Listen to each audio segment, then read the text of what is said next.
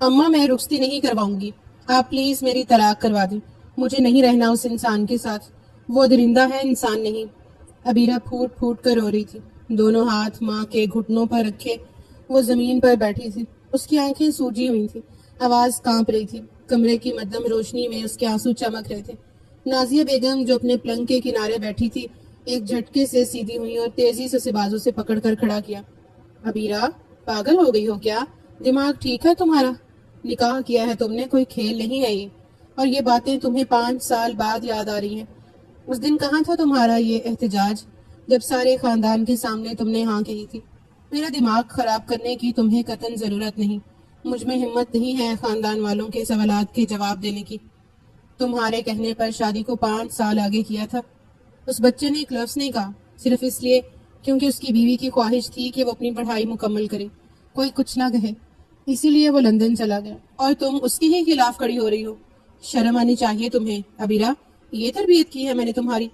عبیرہ سسکیاں لیتے ہوئے بولی، اماں اس وقت مجھے کچھ سمجھ نہیں آ رہا تھا، میں نے سب کچھ آپ لوگوں کے کہنے پر مانا، مگر اب میں مزید نہیں سہ سکتی۔ وہ میری عزت ہی نہیں کرتا، وہ مجھے دھمکاتا ہے، تانے دیتا ہے، مجھے انسان نہیں سمجھتا۔ یہ کہتے ہوئے اس کی زبان لڑکھڑائی تھی، دل لمحے بھر کے لیے زور زور سے دھڑکا تھا۔ نازیہ بیگم نے دانت پیستے ہوئے آنکھیں تریچ کی، خبردار عبیرہ، بہت ہو گئی تمہاری یہ آزادی، تم لڑکی ہو، تمہارا گھر اب وہی ہے، شوہر کا گھر۔ 5 سال نکاح کے بعد اب تمہیں خیال آیا ہے کہ وہ برا ہے، اور تم چاہتی ہو کہ میں تمہارے کہنے پر خاندان کی ناک کٹواؤں؟ اور مجھ سے جھوٹ کہنے کی ضرورت نہیں ہے، میں کیا پورا خاندان جانتا ہے اذلان کس طرح کا انسان ہے، اسی لیے بہتر ہوگا تم اپنا جھوٹ اپنے پاس رکھو۔ وہ مزید کچھ کہتی اس سے پہلے ہی وہ روتے روتے بولی، اماں وہ لندن سے رخصتی کے لیے آ رہا ہے، مجھے ڈر لگتا ہے اس سے، وہ جب بھی کال کرتا ہے میرے دل پر جیسے بوجھ پڑ جاتا ہے، میں ٹوٹ چکی ہوں، میں نہیں نبھا سکتی یہ رشتہ۔ عبیرہ کی آواز اب مکمل شکست خوردہ ہو چکی تھی، وہ ہاتھ جوڑ چکی تھی، پاؤں گرنے کے قریب تھی۔ کس کے ساتھ اٹھنے بیٹھنے لگی ہو تم؟ نازیہ بیگم نے اب اس کی پیشانی پر انگلی رکھ کر جیسے الزام تھوپا، یہ سب تمہاری نئی دوستوں کا اثر ہے، وہی سکھا رہی ہیں تمہیں یہ سب، ہمیں تو شرم آتی ہے اپنی بیٹی پر، اتنے سال خاموش رہی اور اب ماں کے سامنے بیٹھ کر تماشا کر رہی ہے۔ نہیں اماں، میں خود سہ رہی ہوں سب کچھ، میں سچ کہہ رہی ہوں، آپ یقین کریں مجھ پر۔ آپ اس پرائے انسان پر یقین کیوں کر رہی ہیں؟ وہ جیسا نظر آتا ہے ویسا نہیں ہے۔ اماں مجھے معلوم ہے ان کی اصلیت، خدا کے لیے ہوش کے ناخن لیں۔ لیکن نازیہ بیگم نے ایک سرد نگاہ اس پر ڈالی اور دوپٹہ درست کرتی ہوئی دروازے کی جانب بڑھ گئی۔ وہ ان باتوں میں زیادہ دلچسپی لیتی ہی نہیں تھی۔ دروازے پر جاتے ہوئے وہ اونچی آواز میں بڑبڑائی تھی، جس کا نکاح ہوا ہے وہی ہینڈل کرے گا، اب تم بالغ ہو، اپنے فیصلوں کی ذمہ دار خود ہو، میں کوئی طلاق نہیں کروا سکتی اور نہ ہی تمہاری کسی بدنامی کا بوجھ اٹھا سکتی ہوں۔ بند کر دو اپنا یہ تماشا، اور خبردار جو تمہارے لبوں سے دوبارہ یہ ذلیل الفاظ ادا ہوئے۔ خدا کی قسم عبیرہ، میں تمہیں زمین میں زندہ گاڑ دوں گی۔ وہ غصے سے کہتی ہوئی دروازے سے نکل گئی تھی۔ دروازہ زور سے بند ہوا، عبیرہ وہیں زمین پر بیٹھ گئی، اس کی ہچکیوں کی آواز کمرے کی خاموشی کو چیر رہی تھی۔ ایک بیٹی کی بے بسی اور ایک ماں کا معاشرتی خوف، دونوں ہی کسی فیصلے کے متحمل نہیں ہو پا رہے تھے، لیکن عبیرہ جانتی ہی نہیں تھی یہ الفاظ ادا کر کے وہ اپنے لیے کتنا بڑا عذاب کھڑا کرنے جا رہی ہے۔ شام کے سائے چاروں جانب پھیل چکے تھے، عبیرہ کمرے میں بے چینی سے ٹہل رہی تھی، کبھی کھڑکی کے پاس جا کر پردہ ہٹاتی تو کبھی الماری کے دروازے کو بے وجہ کھول کر بند کر دیتی۔ چہرے پر پریشانی کے سائے صاف دکھائی دے رہے تھے، دل میں ایک ہی سوال گونج رہا تھا، کیا واقعی کوئی راہ نکلے گی یا میں اسی طرح رخصت ہو جاؤں گی؟ نہیں، ایسا نہیں ہوگا۔ وہ بے اختیار ہی اپنی نفی کرنے لگی تھی، میں مر جاؤں گی لیکن اذلان خانزادہ کے ساتھ رخصتی نہیں کروں گی، چاہے کچھ بھی ہو جائے، اس کے لیے مجھے اپنی جان ہی کیوں نہ لینی پڑ جائے۔ وہ بھی صوفے پر بیٹھتی اس سے پہلے ہی اس کا موبائل فون بجا، وہ چونک کر پلٹی، اسکرین پر نام چمک رہا تھا، رحمت آنٹی۔ لمحے بھر کو وہ ساکت ہو گئی، پھر ہچکچاتے ہوئے فون ریسیو کر لیا۔ السلام علیکم بیٹا، کیسی ہو؟ دوسری طرف سے نرم مگر سنجیدہ لہجے میں رحمت بیگم کی آواز ابھری۔ عبیرہ نے ایک لمحے کا توقف کیا، پھر آہستگی سے بولی، وعلیکم السلام آنٹی، میں ٹھیک ہوں، آپ کیسی ہیں؟ الحمدللہ بیٹا، میں بھی ٹھیک ہوں۔ ایک توقف کے بعد انہوں نے پوچھا، کیا بنا؟ تم نے اپنی امی سے بات کی؟ لہجہ سادگی بھرا تھا، لیکن اگر کوئی گہرائی سے محسوس کرتا تو صاف پتہ چل جاتا لہجے میں کتنی آگ بھری ہوئی ہے۔ ابیرہ کی سانس گہری ہو گئی، وہ جیسے لمحوں میں سارے بوجھ تلے دب گئی ہو۔ پھر کمزور آواز میں بولی، آنٹی میں نے بات کی تھی مگر وہ میری بات سننے کو تیار ہی نہیں۔ وہ تو بس یہی کہتی ہے کہ نکاح ہو چکا ہے، اب رخصتی ہوگی۔ بس میں کسی بھی قیمت پر نکاح ختم نہیں ہونے دوں گی۔ میں جانتی تھی بیٹا، مگر ہار نہیں ماننی۔ تم خود سمجھدار ہو، اپنے حق کے لیے کھڑی ہونا سیکھو۔ اس طرح دوسروں کے کندھوں پر بندوق رکھ کر چلاؤ گی تو کبھی بھی اپنے فیصلے نہیں لے پاؤ گی۔ سمجھدار بنو، یہ دنیا صرف دبانا جانتی ہے۔ اگر تمہیں ابھرنا ہے تو اپنا فیصلہ خود لینا ہوگا۔ آنٹی، ابیرہ کی آواز کانپنے لگی، خدا را آپ ہی کچھ کریں۔ میں نہیں چاہتی اس انسان کے ساتھ ایک پل بھی گزاروں۔ آپ نے جو کچھ مجھے دکھایا، اگر وہ نہ دکھاتی تو شاید میں ہمیشہ کے لیے اندھیرے میں رہ جاتی۔ آپ کا احسان ہے مجھ پر، بس اب میری مدد کریں، مجھے اس سب سے نکالیں۔ آپ کی بات درست ہے، سارے فیصلے مجھے لینے چاہیے، لیکن میں کیا کروں آنٹی، میں مجبور ہوں۔ اپنے ماں باپ کے ہاتھوں میں، ایک اس پر کٹے ہوئے پرندے کی مانند ہوں جس کے پاس آزادی تو ہے مگر وہ اڑ نہیں سکتا۔ رحمت بیگم کے لہجے میں ہلکی سی سختی در آئی۔ یہ سب باتیں بیکار ہیں ابیرہ، میں تمہارے لیے کھڑی ہوں، مگر تم خود بھی اپنے لیے آواز بلند کرو گی تو ہی کچھ ہوگا نا۔ اگر میں کچھ کرتی ہوں تو الزام صرف مجھ پر آئے گا کہ میں نے گھر توڑ دیا، میں نے بہو کو ورگلایا۔ تم جانتی ہو لوگ کیسے ہوتے ہیں۔ میں یہ نہیں کہتی کہ سب کام تم خود کرو، مگر تم ہمت کرو گی تو ہی کچھ ہوگا۔ تمہاری اماں جب مجھ سے طلاق کی بات کریں گی تو میں انہیں کوئی تانا، کوئی الزام نہیں دوں گی، بلکہ ان کا ساتھ دوں گی۔ صرف میں اتنا کر سکتی ہوں، اس سے زیادہ مجھ سے کوئی امید نہیں رکھنا۔ لیکن آنٹی، میں اکیلی کیا کروں؟ ابیرہ اب بالکل ٹوٹ چکی تھی۔ مجھے کوئی سمجھنے والا نہیں، کوئی سننے والا نہیں۔ آپ ہی تو ہیں جس نے میری بات سنی، مجھے سچ دکھایا۔ رحمت بیگم نے تھوڑا نرم لہجہ اپنایا۔ بیٹا، میں تمہیں اکیلا نہیں چھوڑوں گی، مگر تمہیں مضبوط ہونا ہوگا۔ یہ زندگی تمہاری ہے، اسے برباد ہونے مت دو۔ میں پس پردہ تمہاری مدد کرتی رہوں گی، لیکن سامنے تمہیں ہی آنا ہوگا۔ ابیرہ کی آنکھوں سے آنسو بہنے لگے۔ ٹھیک ہے آنٹی، میں ہمت کروں گی، آپ میرے ساتھ رہیے بس، ہمیشہ۔ بیٹا، اللہ تمہارے لیے آسانیاں پیدا کرے، ہمت نہ ہارنا۔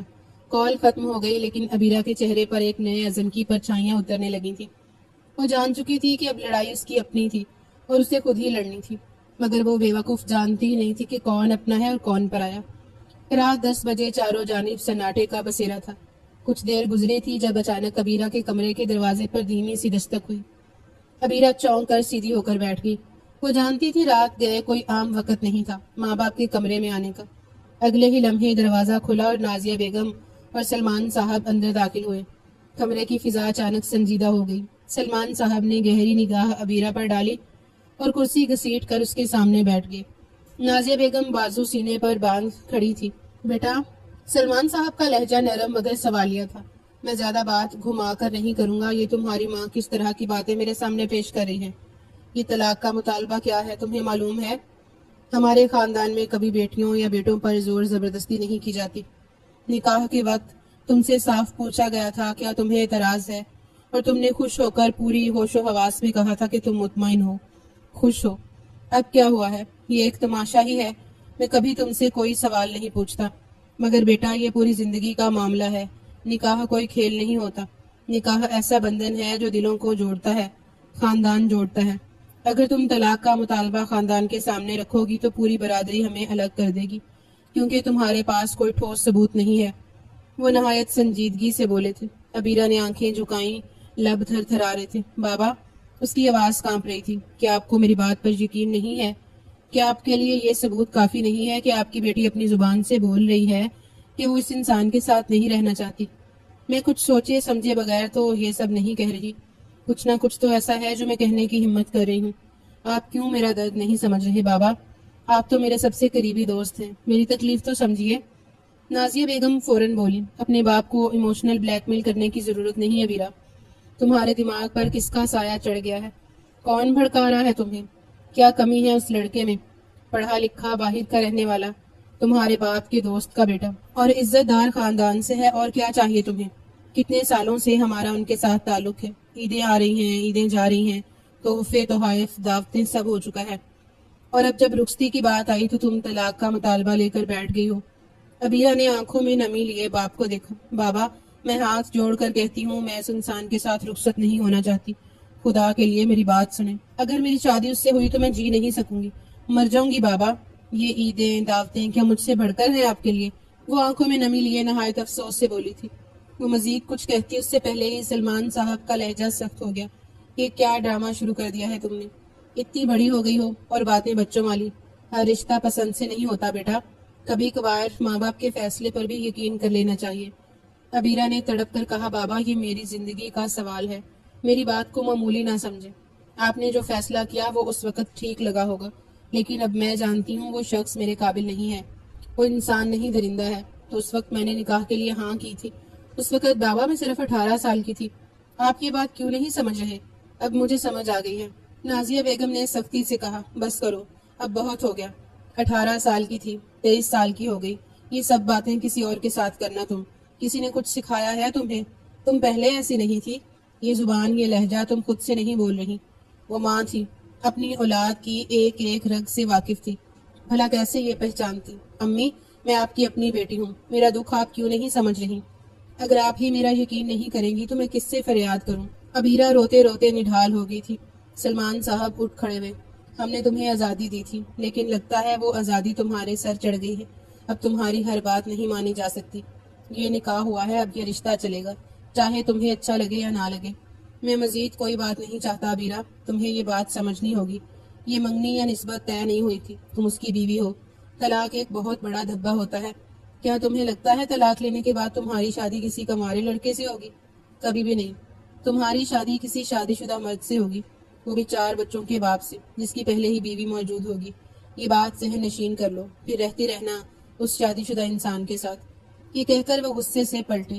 نازیہ بیگم نے آخری بار سخت نظروں سے بیٹی کو دیکھا اور بولی تمہیں عقل تب آئے گی جب سب کچھ ختم ہو چکا ہوگا اور اس وقت نہ میں تمہارا ساتھ دوں گی اور نہ ہی تمہارا باپ تمہارا ساتھ دے گا. اور اگر انہوں نے تمہارا ساتھ دینے کی جرت بھی کی تو میں ان سے تعلق توڑ لوں گی. بے وقوف لڑکی. دروازہ کھول کر کمرے سے باہر نکل گئے. عبیرہ بستر پر گری اور اپنی آنکھوں پر ہاتھ رکھ کر پھوٹ پھوٹ کر رو دی. کمرے میں صرف اس کی سسکیاں باقی رہ گئی تھیں لیکن اس کے باوجود وہ ہمت نہیں ہاری تھی.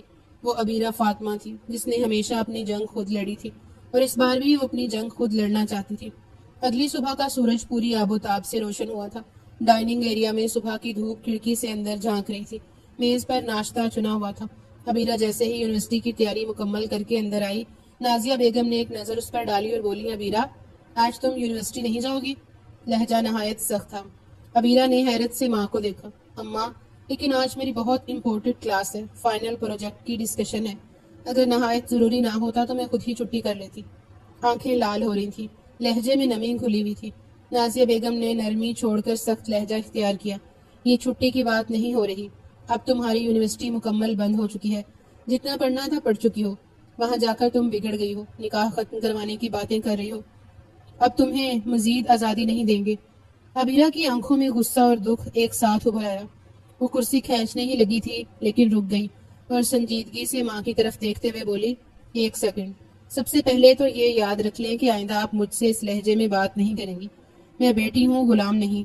اور دوسری بات میری تعلیم میری شناخت ہے میری بنیاد ہے اور میں کسی قیمت پر اپنی پڑھائی نہیں چھوڑوں گی. نہ آپ نہ کوئی اور مجھ سے یہ حق چھین سکتا ہے. نازیہ بیگم کی آنکھیں پھیل گئیں جیسے اس کی یہ جرت ناقابل یقین ہو. عبیرہ کی آواز تھوڑی بلند ہوئی. شادی میری زندگی کا سب سے بڑا فیصلہ ہے. اگر مجھے یہ لگ رہا ہے کہ وہ انسان میرے لیے مناسب نہیں تو میں اس کے ساتھ زندگی کیسے گزاروں؟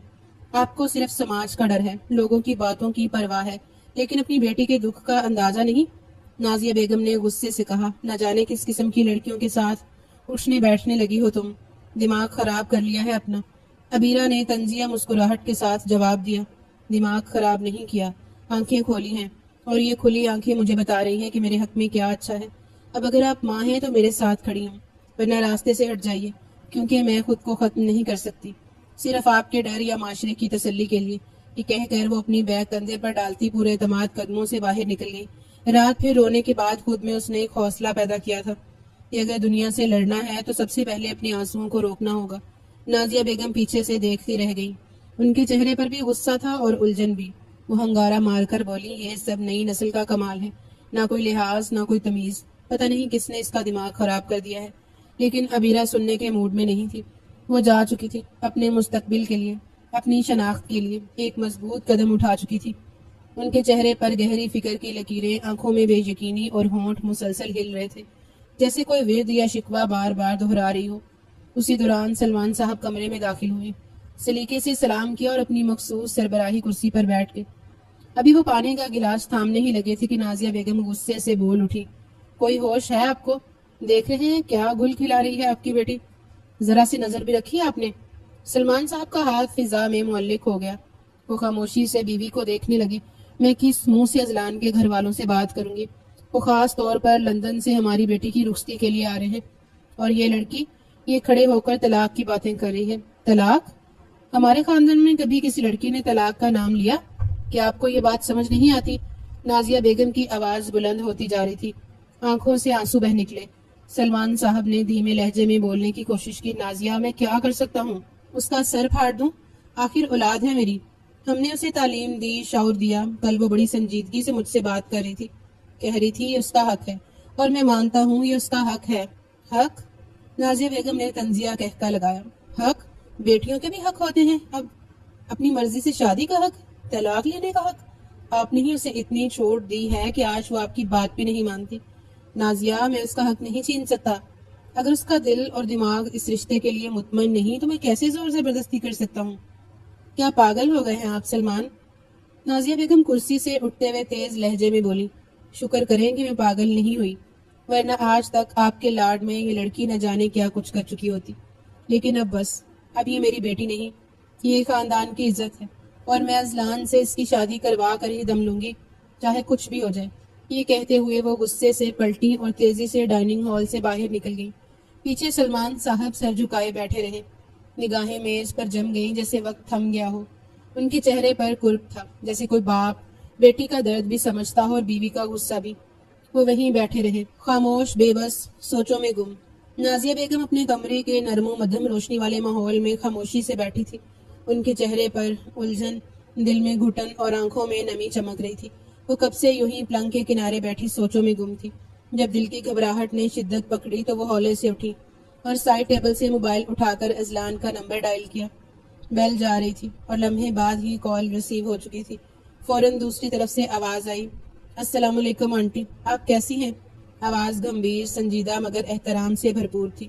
نازیہ بیگم نے گھبراہٹ سے لب ہلائے۔ وعلیکم السلام بیٹا، ہاں میں ٹھیک ہوں، وہاں سب خیریت ہے؟ چند لمحے خاموشی چھائی رہی۔ اذلان کو کچھ غیر معمولی محسوس ہوا۔ آنٹی سب خیریت ہے نا؟ آپ کی آواز کچھ پریشان لگ رہی ہے۔ حیرانی ہو رہی ہے کہ آپ نے مجھے کال کی، سب ٹھیک ہے؟ وہ جواب دینے کے بجائے سوال کر چکا تھا۔ نازیہ بیگم کی آنکھوں سے آنسو بے اختیار بہہ نکلے۔ وہ صوفے پر بیٹھ گئیں اور بمشکل خود پر قابو پاتے ہوئے بولی، میں گھما پھرا کر بات نہیں کروں گی بیٹا۔ میں ان ماؤں سے نہیں ہوں جو اپنی اولاد کو ان کے غلط فیصلے پر سراہیں، بلکہ میں ان ماؤں میں سے ہوں جو اپنی اولاد کو صحیح اور غلط کی تمیز سکھاتی ہیں۔ اذلان فوراً بولا، جی ہاں آنٹی، میں جانتا ہوں آپ بہت اچھی ہیں، اور آپ نے ابھی کی تربیت بھی بہت اچھی کی ہے اپنا بیٹا سمجھ کر۔ پریشانی بتائیے، جو میری ذات سے ہو سکے گا میں کروں گا۔ چند لمحے تک بالکل خاموشی حائل ہو رہی تھی، اور پھر ان کی روتی ہوئی آواز سپیکر سے برآمد ہوئی، میری بیٹی ابیرہ، وہ کہہ رہی ہے کہ وہ طلاق چاہتی ہے، اس نے ضد پکڑ لی ہے، میں بہت پریشان ہوں، دل گھبرا رہا ہے، کچھ سمجھ نہیں آ رہا مجھے۔ اذلان سنجیدگی سے سنتا رہا، پھر آہستہ سے بول رہا، آنٹی آپ پریشان مت ہو، میں سب سمجھ رہا ہوں، آپ بس تھوڑا حوصلہ رکھیے۔ نازیہ بیگم نے تڑپ کر کہا، بیٹا تم فوراً واپس آ جاؤ، تمہاری بیوی کے تو جیسے پر نکل آئے ہیں۔ میری بات کا کوئی اثر نہیں، کوئی ڈر باقی نہیں رہا، بس تم ہی ہو جو اسے قابو میں لا سکتے ہو، ورنہ یہ لڑکی ہمارے خاندان کی عزت خاک میں ملا دے گی۔ اذلان نے پرسکون انداز میں جواب دیا، جی آنٹی میں واپس آ رہا ہوں جلد، آپ بالکل ٹینشن مت لیں، بس اپنا خیال رکھیں۔ نازیہ بیگم کی آواز بھرائی ہوئی تھی، بیٹا ایک بات کہوں، برا مت ماننا۔ وہ فوراً بولا، جی آنٹی حکم کریں۔ وہ ہچکچا کر بولی، میری بیٹی کسی کے ورگلانے میں آ گئی ہے، جو کچھ کہہ رہی ہے وہ اس کے دل کی آواز نہیں، کوئی اسے بہکا رہا ہے، بس تم آ جاؤ، تم ہی ہو جو اسے سنبھال سکتے ہو، اور پلیز میری بیٹی سے بدگمان مت ہونا، وہ ایسی نہیں ہے جیسا وہ دکھا رہی ہے۔ اذلان نے مختصر مگر پر اعتماد لہجے میں کہا، جی ضرور آنٹی، میں سمجھ گیا۔ فون بند ہو چکا تھا، مگر نازیہ بیگم کی سانسیں ابھی بھی بے ترتیب تھیں۔ وہ آنکھیں موند کر کرسی سے ٹیک لگا گئی، جیسے اپنے اندر اترتی ٹوٹ پھوٹ کو سنبھالنے کی کوشش کر رہی ہوں۔ کمرے میں خاموشی چھا گئی، اور دل میں بس ایک دعا رہ گئی کہ شاید اذلان کی واپسی سب کچھ درست کر دے۔ لیکن جانتی ہی نہیں تھی اذلان کی واپسی سب کچھ درست تو کرے گی، مگر ان کی بیٹی کا آج اور کل دونوں برباد کر دے گی۔ یونیورسٹی کی کینٹین میں معمول کے دنوں جیسی چہل پہل تھی۔ طلباء کے کہکہے، چائے کی خوشبو اور گرما گرم سموسوں کی آواز فضا کو زندہ کیے ہوئے تھی۔ مگر ایک کونے میں چھوٹے سے میز کے گرد بیٹھی دو لڑکیوں کا چہرہ ان چہروں سے مختلف تھا۔ عبیرہ اپنے ہاتھوں کی انگلیاں الجھائے نظریں نیچی کیے بیٹھی تھی، جبکہ فضا سنجیدگی سے اسے دیکھ رہی تھی۔ نہ جانے کیوں عبیرہ، مجھے گڑبڑ لگ رہی ہے، فضا نے آہستہ آواز میں کہا۔ تمہاری سانس حد سے زیادہ اچھی بن رہی ہے۔ یہ سب کچھ نارمل نہیں۔ شادی سے 1 مہینہ پہلے وہ تمہیں اپنے ہی بیٹے کے خلاف کر رہی ہیں۔ میں نے آج تک ایسی کوئی سانس نہیں دیکھی۔ عبیرہ نے چونک کر نظریں اٹھائیں۔ نہیں فضا، تم غلط سوچ رہی ہو۔ آنٹی بہت اچھی ہیں، تم نے تو دیکھا ہی نہیں وہ کتنی محبت سے بات کرتی ہیں، اور ویسے بھی مجھے نہیں لگتا وہ جھوٹ بول رہی ہیں۔ اور بھلا کون ماں اپنے بیٹے کے لیے جھوٹ بولے گی؟ فضا نے سر نفی میں ہلایا۔ بات محبت سے بات کرنے کی نہیں ہے، بات نیت کی ہے۔ تم خود سوچو، ایک ماں کبھی بھی اپنی بہو کو اپنے بیٹے کے خلاف کیوں کرے گی؟ وہ بھی شادی سے صرف چند دن پہلے۔ مجھے لگتا ہے کچھ تو ہے جو وہ تم سے چھپا رہی ہے۔ عبیرہ نے ہلکی سانس لی۔ اذلان کے بارے میں ویسے بھی میں نے بہت کچھ سنا ہے، اور بہت کم گو ہے، اکڑا سا مزاج ہے، اور ایسے لوگ عام طور پر اندر سے سخت ہی ہوتے ہیں۔ شاید آنٹی صحیح کہہ رہی ہوں، اور جس طرح کا ثبوت انہوں نے میرے سامنے پیش کیا ہے فضا، تم نہیں جانتی وہ سب کیا تھا۔ میں یقین نہیں کر پا رہی کہ وہی شخص ہے جس کی محبت میں پاگل ہو کر 5 سال پہلے میرے نکاح کے لیے حامی بھری تھی۔ فضا نے آنکھیں سکیڑ کر اسے غور سے دیکھا۔ اگر تمہیں محبت ہوتی نا تو تم کبھی بھی کسی بھی عورت کے کہنے پر آ کر اپنے شوہر کے اس طرح خلاف نہیں ہوتی۔ اور رہی تمہاری ساس کی بات کہ کم گو لوگ اکڑ مزاج اور اندر سے سخت ہوتے ہیں، ایسا بالکل نہیں ہے۔ تم نے بالکل غلط سن رکھا ہے۔ کم گو اور سخت مزاج ہونے کا مطلب یہ نہیں کہ وہ برا ہو۔ اکثر ایسے لوگ اندر سے بہت نرم دل ہوتے ہیں، بس اظہار کا طریقہ نہیں آتا انہیں۔ عبیرہ نے لب بیچ لیے، جیسے اس کی بات دل میں کہیں جا کر لگ رہی ہو۔ فضا نے تھوڑا جھک کر میز پر کوہنی رکھی۔ اور یہ جو ثبوت تمہیں آنٹی نے دکھائے، وہ بھی کوئی بنا سکتا ہے؟ ایڈیٹنگ، وائس چینج، سب کچھ ممکن ہے آج کل۔ میں صرف اتنا کہہ رہی ہوں کہ جذبات میں آ کر جلد بازی میں فیصلہ مت لو، اپنی عقل سے کام لو۔ عبیرہ خاموشی سے ان کی بات سنتی رہی، نظریں میز پر جمی ہوئی تھی۔ اندر ہی اندر کوئی جنگ چل رہی تھی، بھروسے اور شک کی، جذبات اور حقیقت کی۔ فضا نے نرم لہجے میں کہا، میں تمہاری دوست ہوں، اس لیے روک رہی ہوں۔ چاہے تم مجھ پر ناراض ہو جاؤ، لیکن کم از کم ایک بار اذلان سے خود بات کر لو۔ کسی تیسرے کی بات پر اپنی زندگی کا فیصلہ مت کرو۔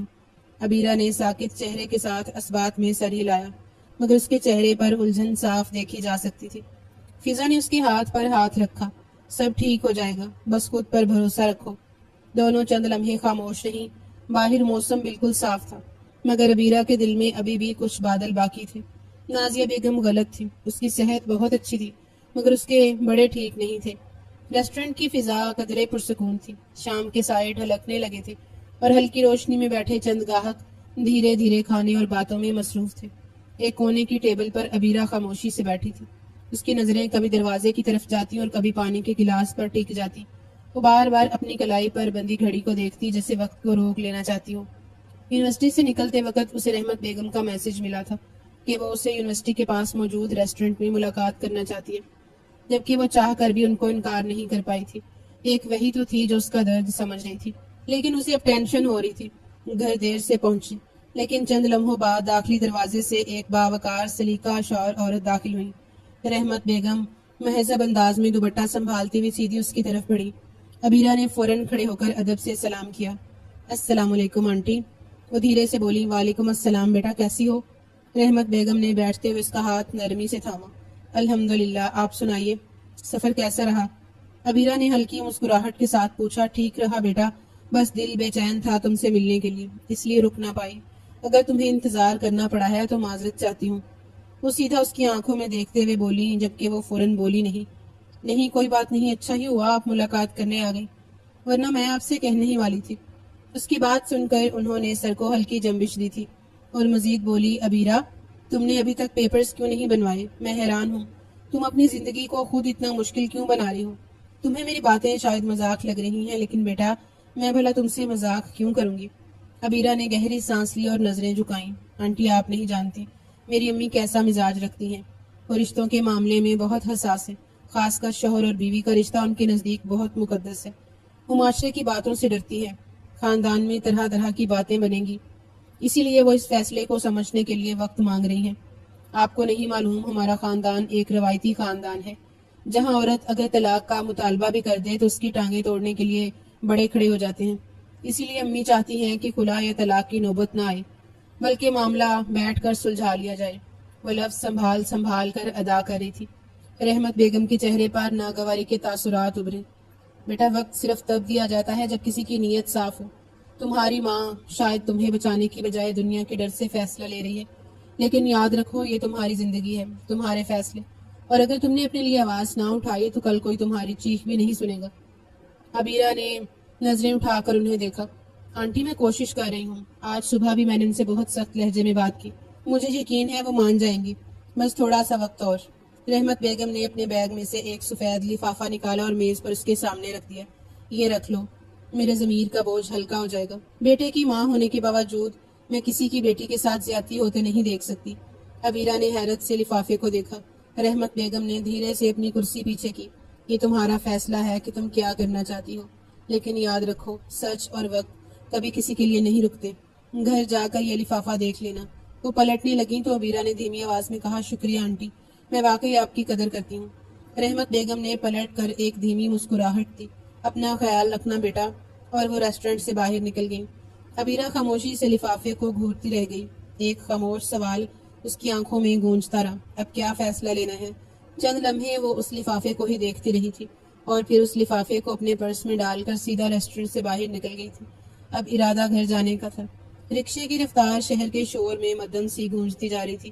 عبیرہ سیٹ سے تھوڑا سا باہر جھک کر ارد گرد کے مناظر دیکھ رہی تھی، مگر اس کا ذہن کہیں اور الجھا ہوا تھا۔ ایک طرف اس کو فضا کی باتیں درست لگ رہی تھی کہ یہ خاتون تمہارے ساتھ اتنی اچھی کیوں ہو رہی ہے، اور پھر دوسری طرف اسے رحمت بیگم ٹھیک لگ رہی تھی، جو اتنی نیک تھی، جو اپنی اولاد کے غلط کام کو سراہ نہیں رہی تھی۔ ابھی وہ اپنی ہی سوچوں میں گم تھی جب اچانک اس کا موبائل فون بجا۔ اس نے چونک کر فون اٹھایا۔ اسکرین پر جگمگاتا نام دیکھ کر اس کی سانسیں کچھ دیر کو تھم گئی۔ Azlan calling. اس اچانک افتداد پر اس کی سانس تک رک گئی۔ وہ زیادہ فون نہیں کرتا تھا، ہاں اگر کوئی ضروری بات ہو تو اسے چھوڑ دیا کرتا تھا، مگر آج فون۔ اس کی جان حلق میں اٹک چکی تھی، اس کے دل کی دھڑکن بے ترتیب ہو گئی، لبوں پر ایک انجانی گھبراہٹ پھیل گئی۔ چند لمحے وہ فون کو دیکھتی رہی، پھر ہمت کر کے کال ریسیو کی۔ السلام علیکم۔ آواز میں بمشکل ٹھہراؤ تھا۔ وعلیکم السلام۔ دوسری طرف سے اذلان کی گمبھیر ٹھنڈی آواز ابھری۔ کیسی ہو؟ ٹھیک ہوں الحمدللہ، آپ سنائیں؟ وہ بہت مشکل سے اپنے جملے ادا کر رہی تھی۔ دل چاہ رہا تھا فون بند کر دے، لیکن مجبوری حد سے زیادہ تھی۔ میں ٹھیک ہوں، لیکن بات یہ ہے کہ کل رات 9 بجے تمہیں میرے گھر موجود ہونا چاہیے۔ وہ چونکی۔ کل؟ لیکن آپ تو 1 مہینے بعد آنے والے تھے۔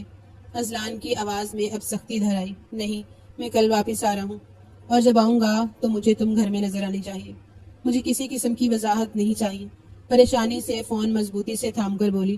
لیکن کل صبح میرا ٹیسٹ ہے، مجھے اس کی تیاری بھی کرنی ہے، اگر ممکن ہو تو دن میں۔ عبیرہ؟ اذلان کی آواز میں کٹیلے پن کا اضافہ ہو گیا۔ جتنا میں کہہ رہا ہوں اتنا ہی کرو، بحث کی اجازت نہیں۔ مجھے مجبور مت کرو کہ میں اپنی آئی پر آ جاؤں۔ تم سمجھ رہی ہو نا میں کیا کہہ رہا ہوں؟ وہ چند لمحے خاموش رہی، اس کی آواز اب جیسے حلق میں اٹک گئی ہو۔ جی، اچھا ہے کہ تمہیں وقت پر بات سمجھ آ جائے۔ تمہارے پاس صرف کل رات تک کا وقت ہے، میرے صبر کا پیمانہ لبریز نہ ہونے دینا، اذلان نے سخت لہجے میں کہا اور فون بند کر دیا۔ آج تک اس نے عبیرہ سے اس لہجے میں بات نہیں کی تھی، بلکہ ہمیشہ وہ تحمل اور ٹھنڈے مزاج کے ساتھ اس سے گفتگو کرتا تھا۔ عبیرہ چند لمحے خاموشی سے موبائل کو گھورتی رہی۔ رکشے کا سفر تو جاری تھا، لیکن اندر ایک جنگ چھڑ چکی تھی۔ اس کے دل میں بے شمار سوالوں نے جنم لے لیا تھا۔ اذلان کی باتوں کا سخت انداز، اس کا حکم دینے والا لہجہ، یہ سب کچھ اس کے لیے غیر مانوس تھا، اور خوف کچھ زیادہ شدید تھا۔ رکشے کی رفتار جیسے اس کے خوف کا عکس بن چکی تھی۔ وہ شہر کی سڑکوں پر چلتا جا رہا تھا، اور عبیرہ کا دل اپنے ہی اندیشوں کی بھول بھلیوں میں بھٹکتا جا رہا تھا۔ ایک لمبی مسافت طے کر کے وہ گھر آ گئی۔ دروازہ کھلنے کی آواز پر نازیہ بیگم نے کچن سے جھانک کر دیکھا، اور جیسے ہی عبیرہ اندر داخل ہوئی ان کی آنکھوں میں غصے کی چمک اور ماتھے پر بل واضح تھی۔ یہ وقت ہے تمہارے گھر آنے کا؟ وہ کچن سے باہر آتے ہی بلند آواز میں چلائیں۔ ٹائم دیکھو کیا ہو رہا ہے، شام 5 بجے یونیورسٹی ختم ہو جاتی ہے، اور اب رات کے 8 بج رہے ہیں۔ کہاں رہ گئی تھی؟ عبیرہ ایک دم رکی، ان کے تیور دیکھ کر سہم گئی۔ اماں کس طرح کی باتیں کر رہی ہیں آپ؟ میں فضا کے ساتھ تھی، وہی ایک تو ہے میری دوست، آپ کو پتا ہے، نازیہ بیگم نے ناک چڑھا کر کہا۔ فضا سے میں نے بات کی ہے، تم دونوں 5 بجے یونیورسٹی سے نکل چکی تھی، وہ تو 5:30 بجے گھر پہنچ گئی تھی۔ اب تم بتاؤ کہاں تھی؟ 6 بجے تک تو آ سکتی تھی نا، کیا کسی کے ساتھ افیئر چلا رہی ہو؟ اسی لیے طلاق کی ضد لگا رکھی ہے تم نے؟ ابیرہ کی آنکھوں میں یکدم نمی اتر آئی. وہ قدم جما کر کھڑی رہی، پھر دھیمی آواز میں بولی، آپ حد کر رہی ہیں اماں. کیسے کیسے الزام لگا سکتی ہیں آپ مجھ پر؟ تو پھر صاف صاف بتاؤ کہاں تھی، کیوں تاخیر ہوئی، اور اتنی ضد کیوں ہے طلاق کی؟ وہ آنکھوں میں آنسو لیے دھاڑ کر بولی، اتنی سختی مت کرے اماں کہ میں اپنی جان ہی لے لوں. زندگی کا تماشا بنا کر رکھ دیا ہے آپ نے. وہ لارڈ صاحب فون کر کے بول رہے ہیں کل رات 9 بجے تم مجھے گھر میں نظر آؤ، میں واپس آ رہا ہوں. کیا میں اس کی غلام ہوں جو اس کے حکم پر چلوں؟ نازیہ بیگم نے ضبط سے لب بھینچے، لیکن ان کے چہرے پر طمانینت کی پرچھائیاں جھلک رہی تھیں، جیسے وہ چھپانے کی کوشش کر رہی تھی. ابیرہ اپنے آنسو صاف کرتی روندی آواز میں بولی، میں مر جاؤں گی اماں، لیکن اس شخص کے ساتھ نہیں جاؤں گی. مجھے آپ سے یہ امید نہیں تھی کہ آپ میری حالت دیکھنے کی بجائے اس کا ساتھ دیں گی. یہ کہتے ہی وہ پیر پٹکتی ہوئی اپنے کمرے کی طرف مڑ گئی. دروازہ زور سے بند ہونے کی آواز پورے گھر میں گونجی. نازیہ بیگم پیچھے کھڑی تھی، مگر ان کے ہونٹوں پر اب ہلکی سی مسکراہٹ آ چکی تھی. وہ آہستہ سے زیر لب بولی، شکر ہے فون کا اثر ہوا، اب یہ خود ہی مان جائے گی. ان کے چہرے پر اب غصے کی جگہ ایک عجیب سی جیت کا سکون تھا، جیسے وہ ایک مار کا سر کر چکی ہوں، اور اب اگلا قدم صرف فضلان کا تھا. رات 2 بجے کمرے میں گھپ اندھیرا تھا. بس ایک کونے میں جلتی ٹیبل لیمپ کی مدھم روشنی اور درمیان میں خاموشی سے صوفے پر بیٹھی ابیرہ. گھڑی 2 بجے کا وقت بتا رہی تھی، مگر اس کی آنکھوں میں نیند کا شعبہ بھی نہ تھا. وہ بار بار اپنے ہاتھ میں تھامے سفید لفافے کو دیکھ رہی تھی. رحمت بیگم کی دی ہوئی وہ چیز جیسے اس کے وجود پر ایک بوجھ بن چکی تھی. کھولوں یا نہ کھولوں؟ وہ خود کلامی میں دھیرے سے بڑبڑائی. دل دھڑک رہا تھا، انگلیاں کانپ رہی تھیں. لمحوں کے لیے تذبذب کے بعد اس نے آہستہ سے لفافے کا کنارہ چاک کیا. اندر موجود چند تصویریں جیسے اس کے ہاتھ میں آگ کا گولا تھی. اس نے ایک ایک کر کے تصویریں نکالی، اور جیسے ہی نظر ان پر پڑی اس کی آنکھیں بڑی ہوتی چلی گئیں. یا اللہ! اس کے ہونٹوں سے بے اختیار نکلا.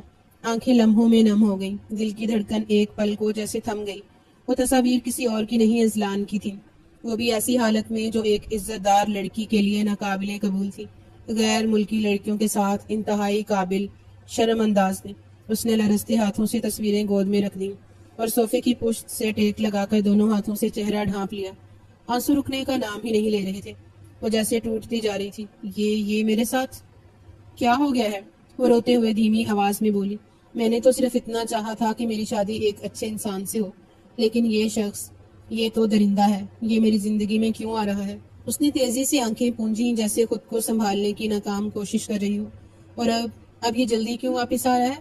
کیوں؟ کیا اب بھی کچھ باقی ہے جو وہ برباد کرنا چاہتا ہے؟ اچانک وہ سیدھی ہو کر بیٹھی.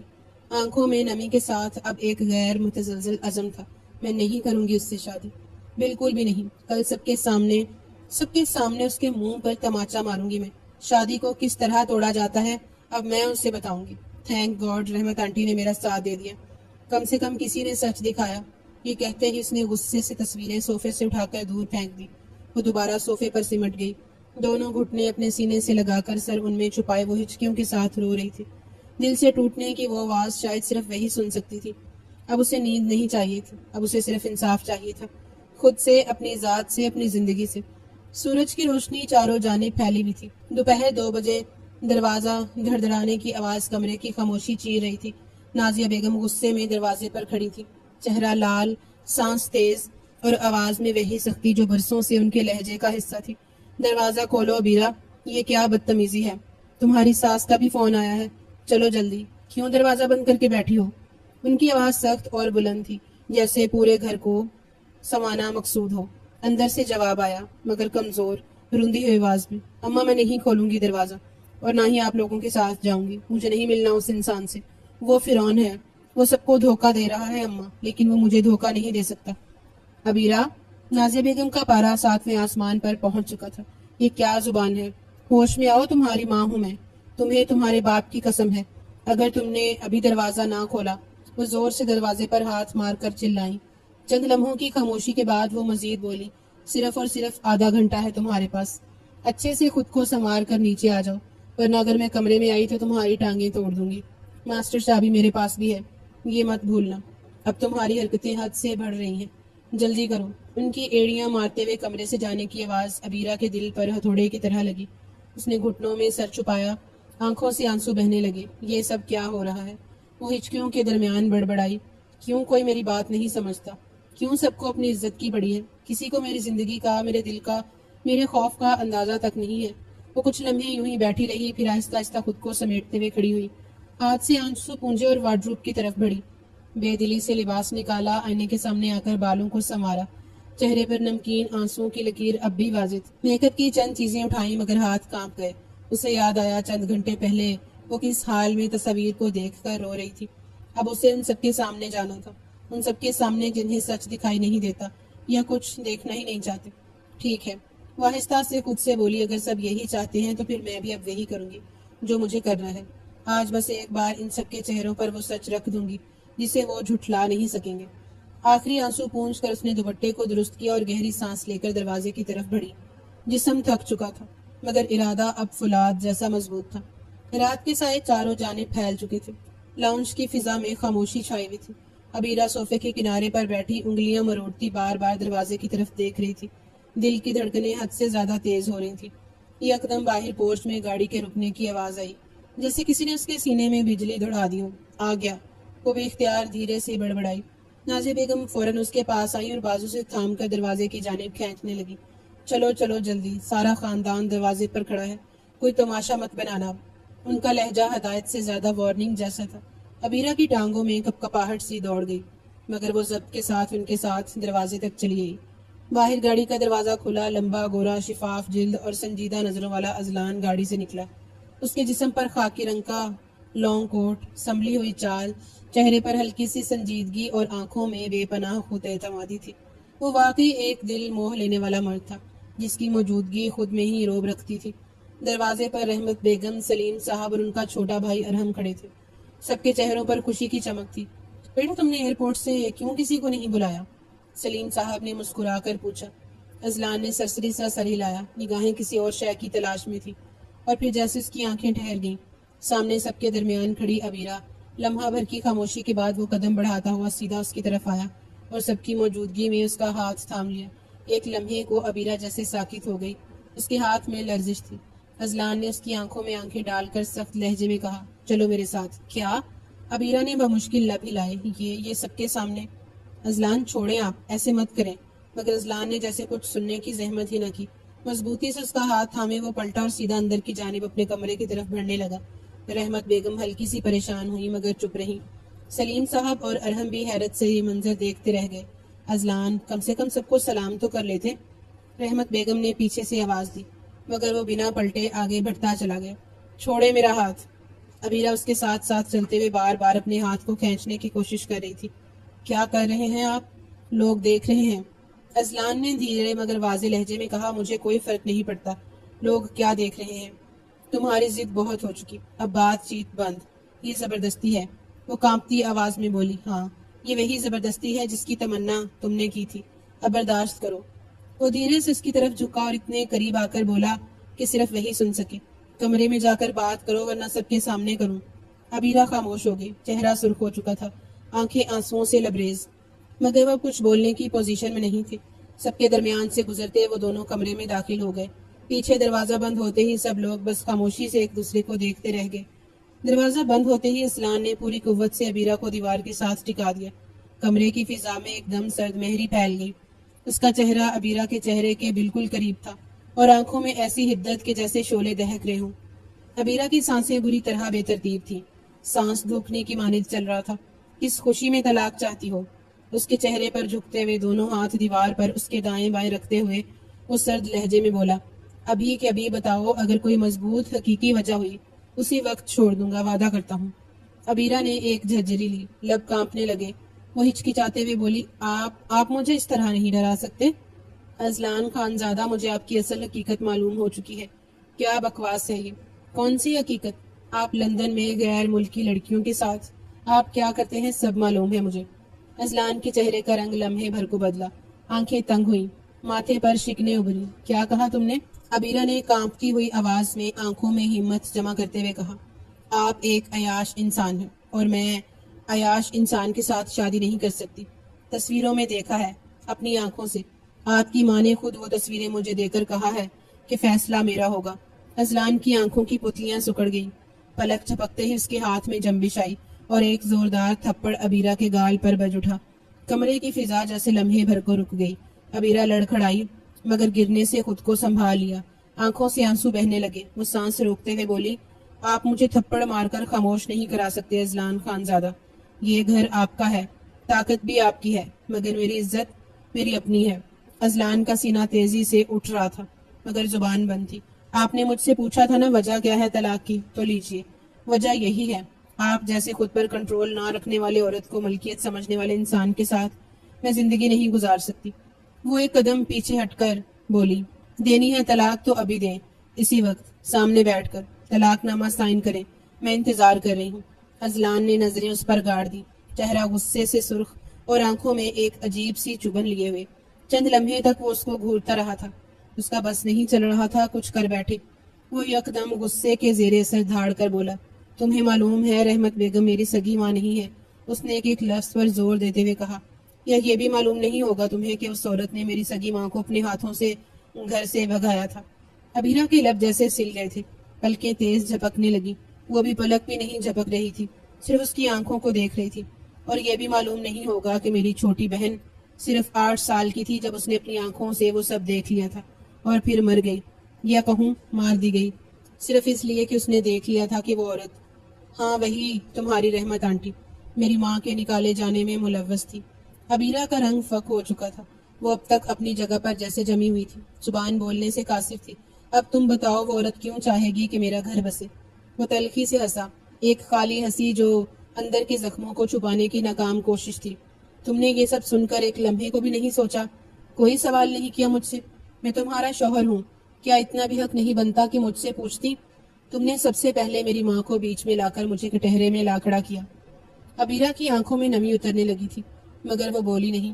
وہ جانتی تھی کہ آج اگر بولی تو شاید کچھ اور ٹوٹ جائے۔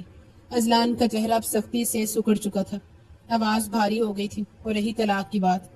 وہ ایک قدم پیچھے ہٹ کر صوفے پر دھڑم سے بیٹھا، تو وہ میں تمہیں مرتے دم تک نہیں دوں گا۔ ایک لمحے کو خاموشی چھا گئی، خاص کر اب نہیں، کیونکہ اس پوری گیم میں ہاتھ اسی عورت کا ہے جس نے میرے پورے خاندان کو برباد کیا، میری ماں کو، میری بہن کو، میرے باپ کو، اور اب میری بیوی کو بھی توڑنا چاہتی ہے۔ لیکن نہیں، میں اپنی خوشیاں برباد نہیں ہونے دوں گا۔ اس نے گہری سانس لی اور عبیرہ کو تیز نظروں سے دیکھا۔ سمجھ آئی؟ اب دفع ہو جاؤ میرے کمرے سے۔ یہ کہتے ہی وہ سر صوفے کی پشت سے ٹکا کر آنکھیں بند کر گیا، جسے اندر کی آگ تھوڑی دیر کو سرد پڑ گئی ہو۔ عبیرہ وہیں کھڑی رہ گئی، نگاہوں میں حیرت، دل میں تڑپ، اور قدم جیسے کسی سناٹے نے جکڑ لیے ہوں۔ کمرے کی روشنی مدھم تھی مگر اندر کا ماحول اس مدھم روشنی میں کہیں زیادہ بھاری تھا۔ اذلان کی آواز، دفع ہو جاؤ میرے کمرے سے، گونج کی طرح کمرے کی دیواروں میں رچی ہوئی تھی، مگر عبیرہ اپنی جگہ سے ہلی تک نہیں۔ وہ بالکل جامد کھڑی تھی، جیسے اس کے جسم سے روح نکل چکی ہو، جیسے ہر منظر اس کے سامنے فلیش بیک کی صورت میں دوڑنے لگا ہو۔ شادی کی تاریخ طے ہونے کے فوراً بعد رحمت بیگم کا فون آنا، ورنہ وہ تو کبھی سلام کا جواب بھی مشکل سے دیتی تھی۔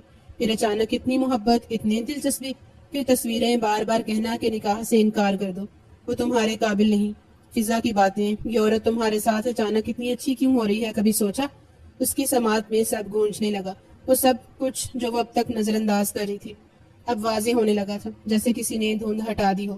تبھی وہ چونکی جب اذلان اٹھ کر اس کے بالکل قریب آیا، اس کا ہاتھ تھاما، مضبوطی سے نہیں، نرمی سے، مگر سوالیہ نظروں سے۔ سمجھ آ رہی ہے تمہیں کیا بول رہا ہوں میں؟ اس کی آواز اب قدرے دھیمی اور تلخی سے خالی تھی۔ عبیرہ نے نم آنکھوں سے اس کی طرف دیکھا، لب ہلے، اور وہ معصومیت سے بولی، تو آپ کی امی وہ تصویریں کہاں سے لائیں؟ اگر وہ آپ کی نہیں تھی تو؟ اذلان نے گہری سانس لی، تھوڑا سا ہنسا، کڑوا ہنسا۔ عبیرہ، یہ 2025 ہے، AI کا زمانہ ہے۔ فیک تصویریں بنانا، کسی کا چہرہ لگا دینا، کسی کے ساتھ کسی بھی حالت میں ایڈٹ کر دینا، اب یہ سب معمولی باتیں ہیں۔ وہ رک کر اس کی آنکھوں میں دیکھنے لگا۔ تمہیں لگتا ہے میں شادی شدہ ہونے کے بعد ایسے کسی گند میں جا سکتا ہوں؟ کوئی ذرا سا بھی دماغ استعمال نہیں کیا تم نے۔ عبیرہ کی آنکھوں سے آنسو بہنے لگے، شرمندگی کی نمی آنکھوں سے بہہ کر رخسار تک پہنچی۔ میری اماں کہہ رہی تھیں کہ میں کسی کے بہکاوے میں آ گئی ہوں۔ اس نے سر جھکایا، اور میں آ گئی۔ میں کیا کرتی اذلان؟ آپ کی ماں نے اتنی آسانی سے مجھے یقین دلا دیا۔ میں پھنس گئی۔ اذلان کچھ نہیں بولا، بس خاموشی سے اسے دیکھتا رہا۔ میں معافی چاہتی ہوں۔ اس کی آواز اب دھیمی ہو گئی تھی، سسکیوں میں ڈھلتی ہوئی۔ میں نے آپ کو تکلیف دی، میں غلط تھی، آپ کو سمجھے بغیر فیصلہ کیا، میں شرمندہ ہوں۔ اذلان نے اس کے آنسوؤں کو بغور دیکھا۔ اب اس کے چہرے پر غصے کی جگہ ایک گہری سنجیدگی تھی۔ عقل سے کام لو عبیرہ، بہت بڑی زندگی ہے، ایک الزام پر سب کچھ برباد کر دیتی تو؟ ہر رشتہ اعتبار سے چلتا ہے اور تم نے وہی تو توڑا تھا۔ عبیرہ نے جھک کر دونوں ہاتھوں سے آنسو پونجے اور نم لہجے میں بولی، مجھے صرف ایک موقع اور دے دے، بس ایک موقع، میں سچ میں کوشش کروں گی آپ کا یقین دوبارہ جیتنے کی۔ لیکن وہ رخ پھیر چکا تھا، وقت دھیرے دھیرے گزرتا جا رہا تھا، شادی کی تاریخ وہی رکھی گئی تھی اور اب تیاریاں زور و شور سے ہونا شروع ہو گئی تھیں۔ رحمت بیگم نے دوبارہ اس سے رابطہ کرنے کی کوشش کی تھی، مگر اس نے کوئی جواب ہی نہیں دیا۔ سلمان صاحب نے اکیلے میں اس سے کئی بار پوچھا تھا، اگر تم شادی نہیں کرنا چاہتی تو مجھے بتاؤ، میں تم پر کوئی زور زبردستی نہیں کروں گا۔ مگر اس نے اپنے ماں باپ سے خود معافی مانگی تھی، میں غلط تھی، اذلان غلط نہیں تھے، اور پھر انہیں ہر بات کھول کر بیان کر دی، جسے سن کر دونوں نے ہی افسوس سے سر جھٹکا تھا۔ ایک مہینے بعد کمرے میں مدھم روشنی پھیلی ہوئی تھی، ہوا میں ہلکی سی خوشبو رچی ہوئی تھی جو تازہ پھولوں سے آ رہی تھی۔ بیڈ پر بیٹھے وہ اپنے ہاتھوں کی انگلیوں کو گود میں گھماتی جا رہی تھی، نظریں نیچی تھیں اور دل کی دھڑکن معمول سے کہیں زیادہ تیز۔ چند لمحے بعد دروازہ آہستگی سے کھلا، قدموں کی آواز سن کر وہ سہم سی گئی، نظر اٹھائے بغیر جان گئی تھی کہ وہ اندر آ چکا ہے۔ اذلان خاموشی سے چلتا ہوا اس کے قریب آیا، آ کر بیڈ پر بیٹھا، کچھ لمحے بغیر کچھ کہے گزرتے رہے، پھر اس کی آواز کمرے کی خاموشی توڑ گئی۔ آواز میں سرد پن تھا مگر الفاظ بہت واضح، جب تمہیں مجھ سے اتنے اعتراضات تھے تو اپنی امی کو منع کیوں نہیں کیا؟ آج کے دن میرے ساتھ دلہن بن کر کیوں آئی ہو؟ عبیرہ نے سر جھکائے رکھا، کچھ لمحے گزر گئے جیسے وہ الفاظ چن رہی ہو۔ میں نے بہت سوچا، اس کی آواز ٹوٹی ہوئی سی تھی، کبھی کبھی کچھ باتیں وقت سے پہلے سمجھ نہیں آتی، ہم جلدی میں خوف میں کچھ غلط فیصلے لے لیتے ہیں، میں نے بھی لیے، لیکن اب اس نے نظریں اٹھائیں، اب میں صرف ایک غلطی اور نہیں کرنا چاہتی۔ اذلان نے سنجیدگی سے اسے دیکھا، چہرے پر کوئی تاثر نہ تھا۔ وہ پھر گویا ہوئی، آپ سے شکایت تھی، لیکن محبت بھی، اگر وہ نہ ہوتی تو آج یہاں نہ ہوتی۔ میں نے آپ پر یقین نہیں کیا، مجھے اس کا پچھتاوا ہے، لیکن اب چاہتی ہوں کہ رشتہ محبت سے چلے، بد اعتمادی سے نہیں۔ وہ رک گئی، پھر دھیرے سے بولی، معافی چاہتی ہوں اذلان، آپ سے دل سے۔ چند لمحوں تک اذلان خاموش رہا، اس کی آنکھیں عبیرہ کے چہرے پر تھیں، جیسے اسے پڑھنے کی کوشش کر رہا ہو۔ پھر اس کا انداز نرم ہوا، لہجہ بھی۔ تمہیں پتا ہے میں نے تمہیں طلاق کیوں نہیں دی؟ اس نے آہستہ سے پوچھا۔ کیونکہ میرے دل نے کبھی تمہیں چھوڑنے کی اجازت نہیں دی، میں تم سے ناراض تھا بہت، لیکن دوری کا تصور بھی نہیں کر سکتا تھا۔ عبیرہ کی آنکھوں میں نمی تیرنے لگی، وہ سر جھکا گئی۔ اذلان نے آگے بڑھ کر اس کا ہاتھ تھام لیا، اس بار ہاتھ میں سختی نہیں تھی بلکہ ایک نرمی، ایک اپنائیت تھی۔ اب کچھ نہیں کہنا، اس نے دھیرے سے کہا، بس آج کی رات یہ طے کر لیتے ہیں کہ ہم دونوں ایک دوسرے کو سمجھیں گے، ایک دوسرے کا ساتھ نبھائیں گے، اور جو کچھ ہوا اسے ماضی میں چھوڑ دیں گے۔ عبیرہ نے آہستہ سے اس بات میں سر ہلایا، دل کا بوجھ جیسے ہلکا ہو گیا ہو، فضا میں ایک سکون سا اتر آیا تھا، وہ سکون جو صرف دو معاف کرنے والے دلوں کے بیچ ہو سکتا ہے۔ اذلان نے اس کی پیشانی پر محبت سے بوسہ دیا اور وہ پلکیں موندے ایک نئی شروعات کے لیے خود کو اس کے حوالے کر گئی۔ یہ رات دو وجودوں کا نہیں، دو دلوں کا میل تھی۔